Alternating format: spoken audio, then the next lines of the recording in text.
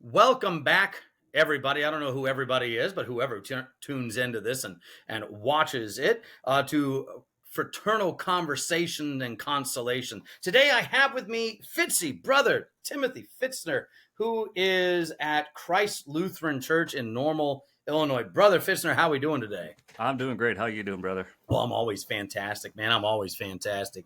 I mean, Fitzy, he is at the church that I first served at, but that was about 10 years ago. I took a call from there, so things have changed for the better, I would say. So Yeah, we're in a real good place. So got a lot of great opportunities, a lot of fun stuff going on. So yeah, it's a good place to be. it is. I mean, it's a joyful place. Central Illinois congregations are fun, and you have so many better things than when I was there. Like now, you have a Portillo's in town. You have a Chick-fil-A there. All these things started being built right after I left. So it's like it's just not fair. My favorite place to go when I was there was Meatheads, though. You been hmm there? I have not been there, but I drive by it all the time. Oh man, you got to go there. They got these Cajun fries. I mean, there's probably a reason why I'm a little more Santa Clausy than you are. Oh, So everybody loves Santa. yes, I said if I couldn't be a pastor, I'd be Santa Claus. So it'd be fun times. But I wanted to have you on today because Brother Fitzner and I were both also in the D-Men program, not demon, but doctorate in ministry. Which one is it? In or of? I can't Of remember. Okay. Doctor of Ministry. Doctor of Ministry. So you have finished. I'm still in the process. I'm a little slower than other people are. And you have finished and you are graduated. You are not just pastor, you are Dr. Fitzner. So do you make the Yes. congregants call you that on Sunday Oh, morning? only a couple of elders that I like to poke fun at. That makes sense. I could see, making a couple of them call you that. So, Yeah. So just having fun with it. No. yep. So you did your doctorate. You did the classwork. It's usually, I think it's 10 classes you have to take, 10 or 11, something like that. And then you have that. You have the work that's related to the classwork, and then you have a project you do. And hmm explain your project to us a little bit, and what you ended up doing. Well, the project really stemmed out of in 2018. The Board of Elders started gifting the confirmation students a Book of Concord, the Mm-hmm. Concordia edition from CPH. And in the process of doing that, we kind of got the idea of, well, we'd really like to start utilizing specifically the large catechism, but also all of the confessions. Mm-hmm. And so the project really grew out of that. And like, well, we're going to do this. Let's make this the project because we're going to do it anyway. Right. So that's where that all stemmed out of. And we developed it, or I developed it into the project for the seminary expectations, and then launched it. And we started it in August of 2019, and then finished it up Oh, right before Christmas, and then wrapped okay. up with the concluding interviews, group meetings in Mm-hmm. January and February of 2020. Okay. Oh, wow. So like right before all the fun times of 2020, you got to wrap it up. Yep, we wrapped it all up just in time for everything to shut down, and but that, in some regards, that actually gave me more time to really study the responses from the youth, from parents, Yeah. and do some more study by reading and different materials that I'd acquired.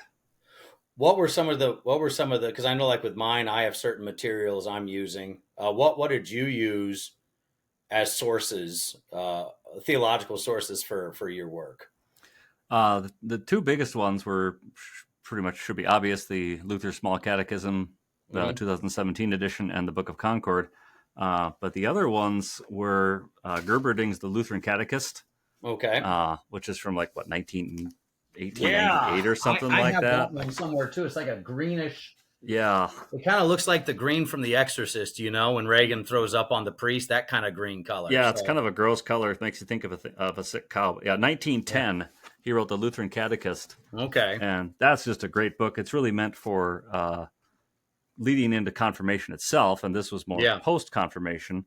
But it's still a lot of great insights, and he gives a really great history on the small catechism and its development Hmm. from Luther, and then afterwards, like when the fifth chief part was kind of added to it. Yeah. So he gives a great history of that. And the other one was Cyril of Jerusalem's lectures on the Christian sacraments, Oh yeah, yeah, yeah, where he really does the same thing. So I really kind of posited in my project description and then the dissertation that yeah. what Luther is doing with the small and large catechism is pretty much exactly what Cyril is doing, because he has Right. this series of lectures before the Easter Vigil with Mm-hmm. in the catechumenate, and then Right. after the Easter Vigil, once they're baptized, communed, Yeah. they hear the Lord's Prayer for the first time, they hear the words of institution for the first time, and then he has these post Yeah. mystagogical lectures where he opens up deeper, dives deeper into these mysteries.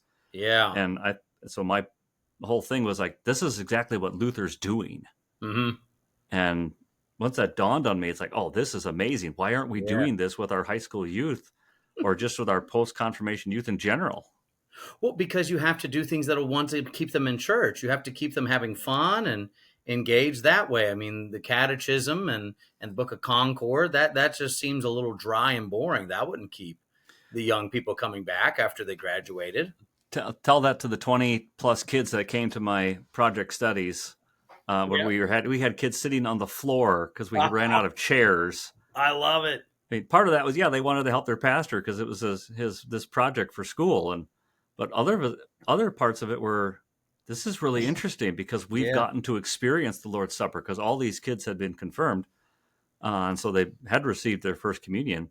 Yeah. So we really got to, and that's what we focused on. We focused on the sacrament of the altar from the large catechism along with Oh. the small catechism, and then we pulled in things from the Augsburg Confession, the Hmm. Apology, anywhere Yeah. else that spoke to the sacrament of the altar. So they really got to do a deep dive for 6-7 months Yeah. just on the sixth chief part. Man. I mean, it's amazing you think of when you and I were growing up, which isn't too long ago. Um, so many things that are in our society now were not parts of our daily conversations Mm-hmm. and dialogue. I mean, uh, homosexual marriage, that wasn't a conversation. That wasn't. No. I remember my grandmother had two gay guys that lived down the hall from her in her apartment, and it was always, they weren't hated, but it definitely wasn't like they were the stereotypes, and that's it was like, okay. Um, the reality of a transgenderism, that wasn't, I don't even think I knew what that word was Yeah. growing up.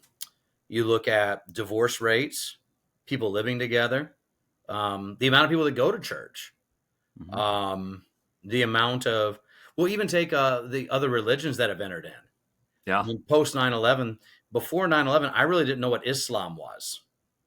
And now it's like you have this influx, all these things. Wouldn't we want to be equipping our young ones after they get confirmed Mm-hmm. in an even greater way, especially if we're going to send them out into the world of the universities? Yeah. And So, yeah, that's changed too and gotten a lot harder just for our youth, even in still predominantly, or at least formerly, Christian towns. It's right. still a challenge because secularism is probably even bigger threat than Islam. Oh, yeah. Well, no, the like a secular humanism, this reality of you can be a moral person without God, and we'd be like, yeah, of course you can do good things. We don't deny that. Mm-hmm. But to say something is good and righteous outside of God is false. Yeah. Um, but yeah, you look at it and it's like you look at even our Concordias, and I won't even get into the mess that is, the Concordia Texas stuff. But my wife was telling me about, I think it's Concordia Ann Arbor. There was an argument about should the pastor be wearing his vestments for chapel, Really. and how that's burdensome and legalistic. It's like, what earth are we on right now? I hadn't heard of that one. And it's like, so what you're doing, with your work, the project, I know there's two options. You can either have it in the library there or try to publish it. What are you going to do? It is going to be put on the two networks, the Research and Ministry Network and the Theological. I can't remember what the acronym stands for, but it will be published online in two different places. Okay. Recently I checked and it has not yet been posted, but it should be up there eventually. Yeah. Because it seems like it would be a great tool for pastors to use. I mean, as they're thinking of, you get these kids confirmed, how can you, even at that same time, be equipping your adults in the congregation? Mm-hmm. And that was part of the conversation with the small groups, focus groups that we had after the project. It's the main part of the project. The teaching aspect of the project was ended. Had a series of questions for the kids. They had, see if I can find it here. The kids had 20 questions, I believe, they had to answer before and after. 17, excuse me. And then the focus group questions for parents, they had a bunch of questions that we sat down and discussed, and there was 9 of those. Yeah. And those questions really, with the parents, really had a lot of insightful information of what's going on. Where are your son or daughter? Where are they currently? What are challenges you have to teaching the faith at home? Right. Using the small catechism, using the scriptures, using the hymnal, those 3 main texts of the Christian faith. So the scriptures give the wisdom unto salvation. The catechism teaches, summarizes and teaches what the scriptures say, and the hymnal gives voice to it. Right. And I'm glad you used the hymnal with that. I mean, the hymnal is such an underutilized weapon against sin, death, world, and the devil. And the more we can learn by heart the hymns and see the benefit of them, I mean, the better it is. So, and not only the hymnody, but also all the collects in the hymnal. Right. The individual prayers you can use for like responsive prayer 1 and 2 in LSB. The Christian questions and their answers, Luther's. I mean, that's in the small catechism too. But having that right there in the hymnal, as you're preparing to receive the Lord's Supper. I mean, and even the table of duties, I preached on it here a couple of weeks ago about the table of duties is the most neglected part of the catechism, and it's just God's word speaking to you how you live this Christian life. So you want to stick some more coal on the fire for the third use argument going on. What do you do with the table of duties then, man? Right. And that's right there. It's when you look at one second. Yes, my love. You can, after I'm done with this, go in there, my love. Thank you. And it's always fun when you know things are live, and you also know I can't edit anything, so that's still going to be an art conversation here. It's all good. We love the little ones. Requesting a soda. It's like right there. She's like, you want me to have it, Daddy? No, you can have a thing of water. But no, it's. I remember having this conversation years ago on the importance of catechesis after confirmation, because you get the kids, you get them for a couple years or longer. Like y'all do longer, right? At Christ Lutheran, it's not just 2 years, right? Or no? It's 2 years. Okay, I couldn't remember because when I was down in Texas, I started doing it for 4 years, and it'd be 5th through 8th grade. Now they could receive communion earlier, but they go through these years of catechesis. And I was using what's his name? The dude up in Wisconsin. Bender, yeah. He had his big white catechism book. But he also had like the Old Testament and New Testament catechesis books. So we used all that stuff. And it was helpful. But no, just like once you're done with them, I mean, there's more to continue growing. The devil's not going to stop. In fact, it's just like with Christ. What happens after Jesus' baptism? Hell opens up and the devil comes after him. The same thing happens when you get confirmed. Yeah, and that goes back to what you were saying earlier about when you and I were growing up. I never heard of the large catechism. Right. Growing up. And I'm going to guess it was probably sometime in either high school or college. I went to Concordia St. Paul, and I think that was the first time I'd actually ever heard it or seen it. I'd always kind of figured there's got to be a large catechism, because otherwise why would they have a small catechism? It just makes sense, but I'd never heard of it. Oh, man. And then you read Luther's preface to the small catechism. After you've taught them this short catechism, take up the large catechism and give them also a richer and fuller knowledge. And since our kids have access to the Book of Concord and the large catechism, why not use it? And that's been a great gift to the church from CPH. So kudos to CPH for making that more available to our Christian homes. It's amazing. That was McCain's great work. Is that Book of Concord, making sure that got done. Yeah, and that's probably going to be one of the greatest contributions of Paul McCain for at least a century or more. Oh, yeah. Well, and you look at it, too. I remember when I got confirmed, I was confirmed at 14. My dad said, what would you like as a confirmation gift? And I said, I'd love a Book of Concord. He's like, what? What's that? And I was like, it's this big book. So he goes online and looks it up. He's like, that's a $75 book. I'm not getting you that. Yeah. He got me one. It was a Kolb Wangert. was Mm-hmm. the first one I got, and then Same here. I got a Goldwanger, and that's the one we used at seminary, right? The one they Yep. wanted us to use. But I Yep. had the Reader's Edition, a Tappert, and when I really want to be impressive and bigger than everybody, I bring in the Triglotta and Yeah. act like I know how to read the Latin and the German and all Yep. that. But Sure. no, to guide them. Well, even look, I think one of the best things with the large catechism to give the kids too is that exhortation to confession at the end of it. Mm-hmm. Yeah. It's so beautiful because it gives them, what does your baptismal life look like now? Mm-hmm. And it's this continual returning, being brought back to Christ, that he may forgive you. And then he sends you back out to do what? To live in the 10 Commandments and walk in them, Yeah. to Well, remember your baptism. and that's interesting to look at the small catechism and notice that it has 6 chief parts, but the large catechism only has 5. Right. So you just glance at it and you're like, well, it doesn't have the 5th chief part, no office of the keys and confession. Yeah, it does. Luther lumps that together with baptism because that's what absolution is. It's a Right. returning to Christ to your baptism. The Right. old Adam in you daily dying and rising again. So he doesn't skip it. It's right No, there. it's right there. It's not a later addition by collar-wearing pastors that want to try to be papist or something. Yeah. Yeah. This is what it means to be Lutheran. Mm-hmm. So, oh man, well, I'm excited about your work being put out there. With that, can anyone? I can't remember. Can anyone look that up, or do you have to be you have to have some academic password to look it up? As far as I know, anyone can get it. I think there is a minimal cost, like $10 or something like that, to That's download not it bad. through the Research and Ministry website or Yeah. the other one, which I can't remember. You can get them both off of the Concordia Theological Seminary Yeah. library website. The links Now, are on there. with this, is there an amount of time where you have to leave it on there and you can't publish it? I couldn't remember that. I don't know if I even have ever asked that question. So Yeah. I don't right now. I don't plan on publishing, Mm-hmm. at least on my own. But it will be out there if it's not already. Yeah. Well, I'm looking forward to reading through it. I'll go and look it up and everything. But I mean, Yeah. this also shows.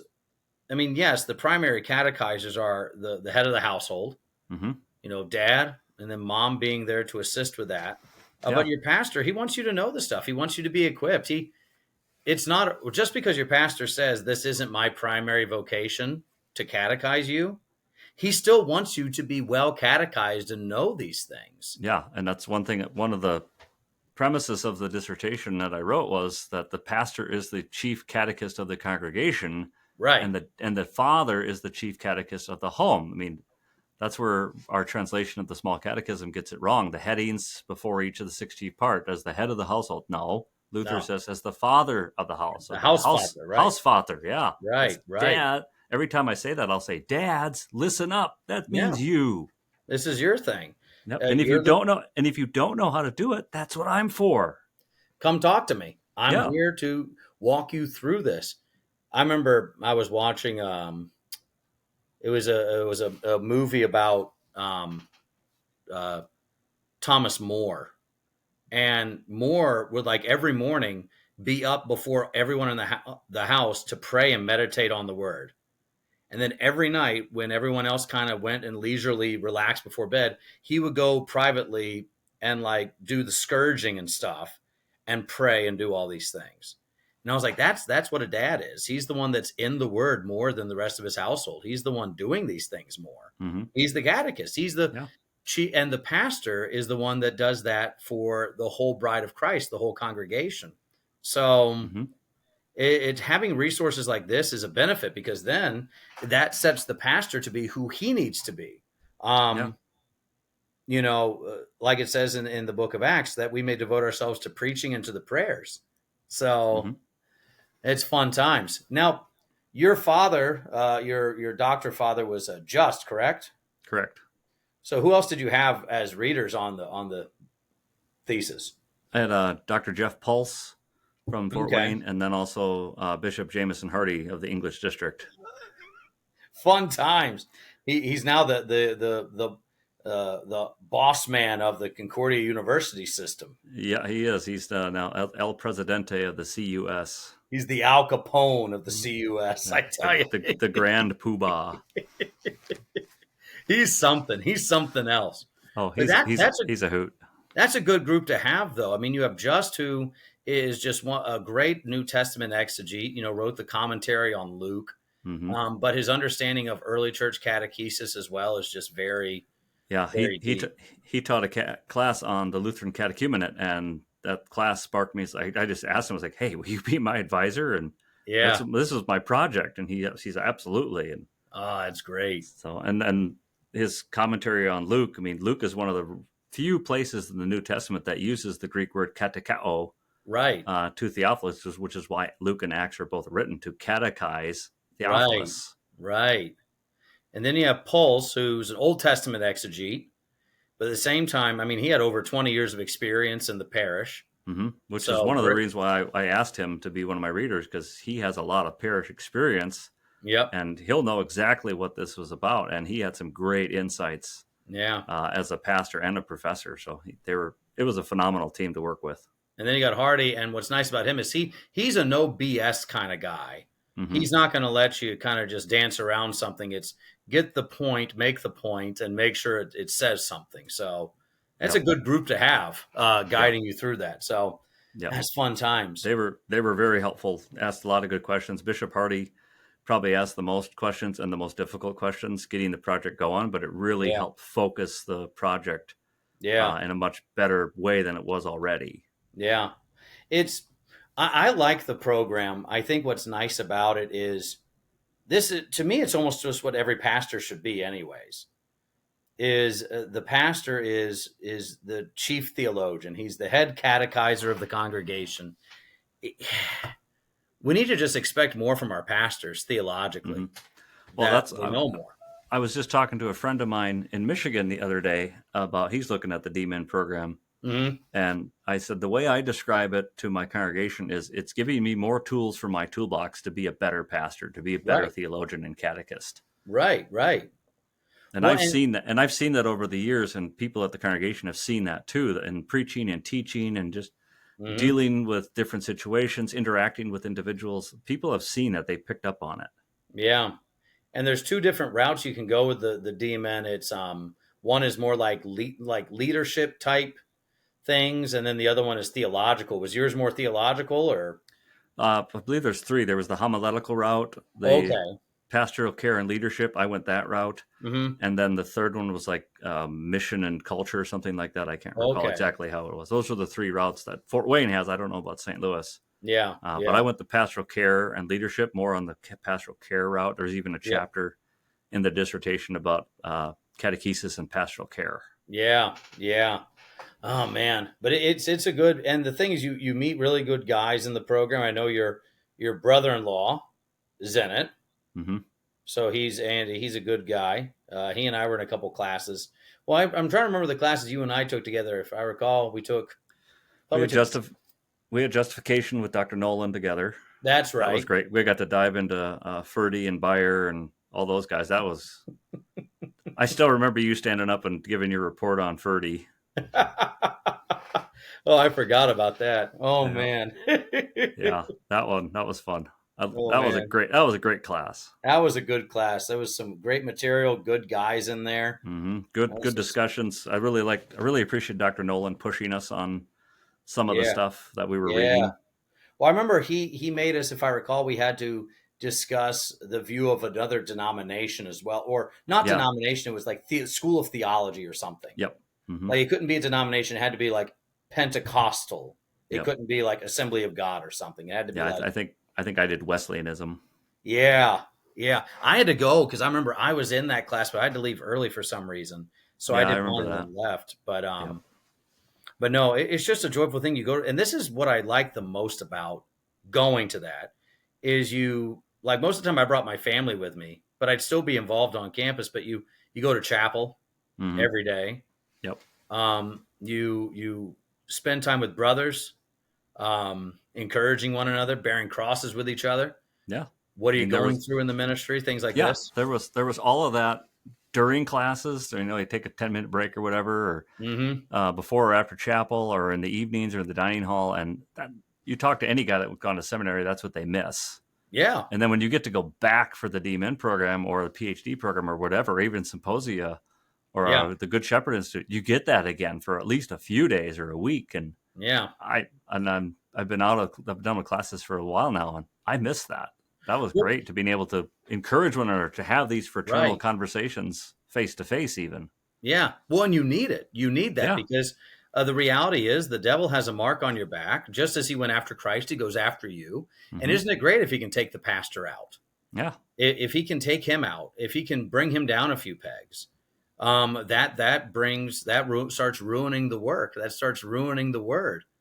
But if you have your brother pastors there, good men that will sharpen you, Hmm. not coddle, not give little hugs and kisses. We don't need that. I don't need a No, hug and a kiss. it's iron sharpening iron. That Yeah. can be a painful process. Yeah. It's the reality of I may come to you, go, oh, woe to me, I'm going through this. Go, yeah, man, that kind of sucks. It ain't good. But guess what? Yeah. Hmm. You're the man God's chosen to be there. Yeah. You're the one God's put there. That's And one of my frequent prayers is, God, you called me here. You put me here. You yeah, have to make this work, because if you yeah. leave it to me, I'm going to screw things up. That sacristy prayer, man. I mean, Yeah. that's the reality, That's exactly where that comes from. and we need this fraternity on a weekly basis. I Hmm. mean, like I tell people, I used to go to church all the time. I used to be fed all the time, and then all of a sudden, I stopped being fed as much. And I stick by the argument when I preach. It's really hard to preach to myself. I have the David syndrome. I always think it's the other guy's fault who took the ewe lamb. I need a Nathan to come Hmm. and tell me I'm the man, but then also Yep. tell me I'm the forgiven man too. Well, I think that's one of the, not tricks for homiletics, but I guess I call it a trick, is, at least I find it helpful sometimes. What do I need to hear Mm-hmm. from this text? So sometimes I'll do that. I'll preach, what do I need to hear the most? Yeah, And that becomes what I preach. And sometimes exactly. that can be very beneficial to other people too, because you don't know what they're going through. Yeah, it's very hard, and it's because, and I don't know how you are with it, but I know with me, it's like if I'm beating myself up too much, that could come out in the preaching. Sure. Or, if depends on if I'm being too pharisaical that week, too tax collectory that week. It all depends, but it's like to have that brother pastor that can actually sit there and go, hey, you need to hear this today, Yeah. or to commiserate. You think you're going through something. Oh, this is just, oh, no one's ever gone. It's like the Elijah. I think sometimes we get Elijah syndrome. Hmm. You know, I'm the only one left. I'm the only one going through this. I have 7,000 other brothers that haven't bowed the knee to Baal Hmm. yet. Yeah. So relax. Yeah. So no matter, in the end, no matter how well you're preaching, even to yourself, it's never the same as having a brother pastor doing it to you and calling you out, being that Nathan, Right. and then being John the Baptist going, there's Christ. Right. Behold the Lamb of God. Right. Oh, I love it, man. Well, hey, I'm glad you came on today with me to talk through the dissertation, the project a little bit, but then also talk about just the implications of it. It's fun times, brother. It's You fun bet. times. Thanks for having me. Oh, yeah, man. And I'll see you in a couple of weeks. We got our pastors conference, so that's always a fun time. Yeah, I always look forward to that. It's kind of like a little piece of the seminary while you're in the parish. I tell you, we got Central Illinois and Southern Illinois at this. Yeah, that's going to So be a big that'll be one. the interesting part. Yep. It'll a lot of interesting brothers to meet and greet. Yeah, it'll Hey, man. be great. Take it easy, brother, and we'll see you later. All right. All right, take it easy. Bye bye. Bye.